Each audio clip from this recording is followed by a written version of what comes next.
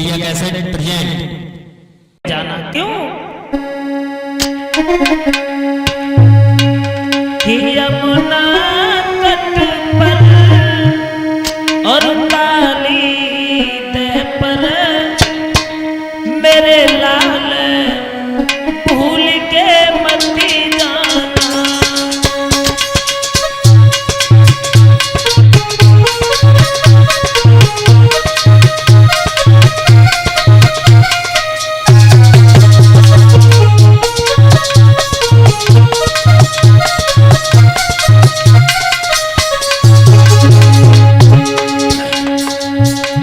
ध्यान रखना मेरे पुत्र, तुम जा तो रहे हो गायों को चराने के लिए, लेकिन यमुना के किनारे नहीं जाना। यमुना तट पर काली दह पर और मेरे लाल भूल के मत जाना। संध्या होने से पहले ही मेरे लाल लौट के आ जाना।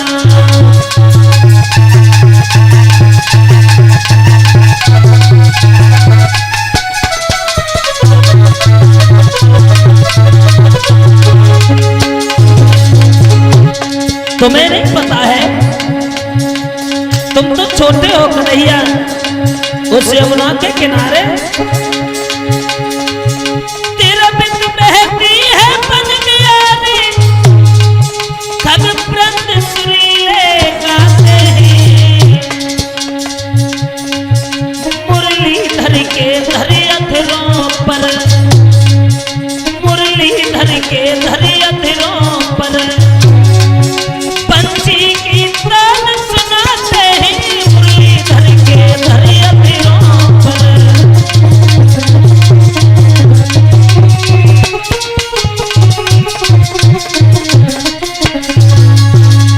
मेरे पुत्र ध्यान रखना, यमुना के किनारे नहीं जाना।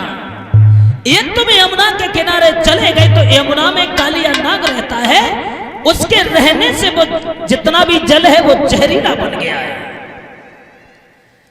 उस जल के ऊपर से पशु पक्षी भी निकल जाते हैं, वो भी वहीं मर जाते हैं उसी में गिर करके। इसलिए तुम कहीं नहीं जाना, लेकिन ध्यान रखना बलराम कन्हैया जा तो रहा है, इसे ध्यान में रखना कहीं जाए नहीं। चले भगवान श्याम सुंदर, और जब चले हैं लेकर के गायों को तो यमुना के किनारे चराने लगे हैं। इधर कंस का भेजा हुआ एक कंस का राक्षस था, कहने लगा है भैया कंस, जितने भी हमारे भाई थे, जितने भी साथी थे, वो सब चले गए, लेकिन आज हम तुम्हारे प्राणों की रक्षा करने के लिए तुम्हारे काल को मारने के लिए जाएंगे, कैसा रहेगा? कंस कहने लगा भैया बहुत अच्छा रहेगा यार, तुम हमारे काल को मार दोगे तो समझ लो तुम ही महान हो। लेकिन जा तो रहे हो, अपना ध्यान रखना, संध्या का समय है और थोड़ा अपना ख्याल रखना मेरे भाई। भगवान श्याम सुंदर गायों को चरा रहे हैं, वहीं उन्होंने बंसी निकाली और बंसी निकाल करके बजाने लगे। भगवान श्याम सुंदर जब बंसी निकाल करके बजाने लगे हैं और वो राक्षस जो था वो चला, तो भगवान श्याम सुंदर गायों को चरा रहे हैं। कंस कहने लगा भैया चले जाओ, लेकिन अपना ध्यान रखना।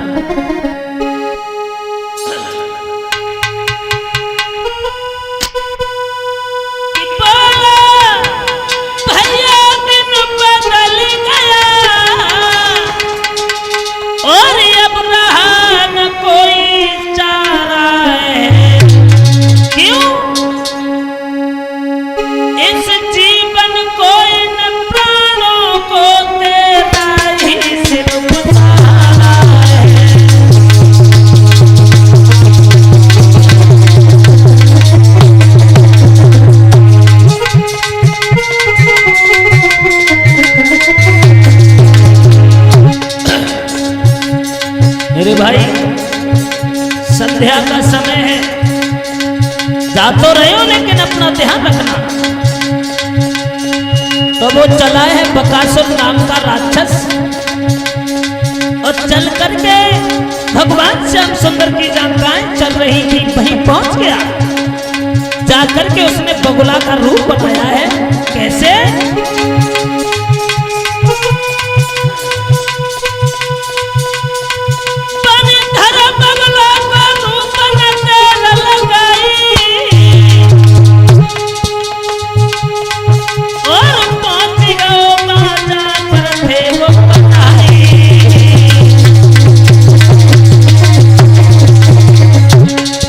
भगवान कन्हैया बंसी बजा रहे हैं, वहीं वो बकासुर नाम का राक्षस पहुंच गया। भगवान श्याम सुंदर ने देख लिया, क्या किया? पकड़ लिया उसे। महाराज श्याम ने थामे ला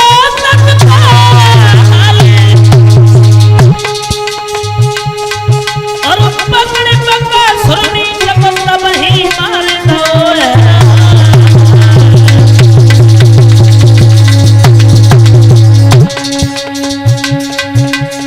हरि की लीला या परंपार, कंस दिल बड़ो भारी है।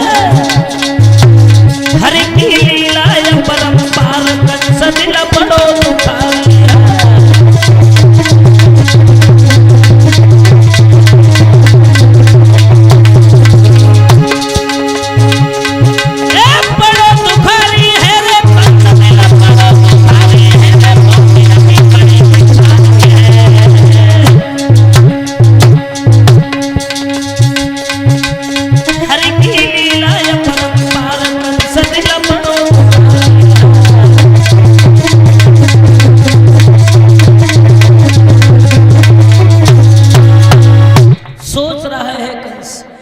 जिसको भेजता हूं उसे कन्हैया मार देता है। मुझे अभी तक ये नहीं बताया आकर के कि कन्हैया मोटा है, पतला है, गोरा है या काला है, कैसा है, कैसा है हमारा काल। बहुत ही परेशान है कंस। श्याम सुंदर ने खेल ही खेल में उसका काम तमाम कर दिया। इधर देवर्षि नारद पहुंचे और देवर्षि नारद जब कंस के पास पहुंचे हैं, कहने लगे कंस तुम्हारा चेहरा क्यों उतरा हुआ है? जब भी हम आते थे तो तुम्हारा चेहरा फूलों की भांति खिलता नजर आता था, लेकिन अब तुम्हारा चेहरा उतरा हुआ क्यों? ये क्या बात है? क्या तुम्हारा काल नहीं मरा? भगवान श्याम सुंदर कंस कहने लगा है नारद, बस बात तो यही है, हमारा काल नहीं मरा है, और यदि काल मर जाता ना तो कोई चिंता ही नहीं थी। समस्या यह है कि मैं जिसे भेजता हूं तो वो वापस नहीं आता है, वो ये नहीं बताता है आके कि कन्हैया कैसा है। मैंने जिसे भेजा अकासुर, बकासुर, तृणावृत, पूतना भेजी, अनेकों अपने साथियों को भेजा, लेकिन एक भी ने आकर के ये नहीं बताया कि कन्हैया कैसा है, मेरा काल कैसा है। नारद कहने लगे तुम तो पागल हो, बिल्कुल हर्रान फटकर ही लगे, और कन्हैया ऐसे ही मर जाए हम एक अकल बताएं तो? बोले तो फिर क्या है, जो कन्हैया ऐसे ही मारा जाए तो बताओ ना नारद, एक तुम ही ऐसे हो जो हमारे बारे में सोचते हो, लेकिन एक काम करो, क्या ऐसा उपाय है जिससे कन्हैया मारा जाएगा? देवर्षि नारद कहने लगे हैं तुम एक पत्र लिखो और उस पत्र में यह लिख दो साफ साफ कि हमें कमल के पुष्प चाहिए, और ये तो तुम जानते हो कि कमल के पुष्प जो हैं वो बाहर नहीं है, वो कमल के पुष्प जो हैं वो यमुना में, और यमुना में जैसे ही जो लेने के लिए जाएगा वो तुरंत मारा जाएगा, क्योंकि यमुना में कालिया नाग रहता है। उसके रहने से सारा जल जो था वो जहरीला बन गया है। और एक और बात उसमें लिख दो कि यदि हमारे पास कमल के पुष्प नहीं आए तो जितने भी यादव लोग हैं वृंदावन के वो सारे मारे जाएंगे, एक भी जिंदा नहीं बचेगा। सब यादवों को जेल में डाल देंगे।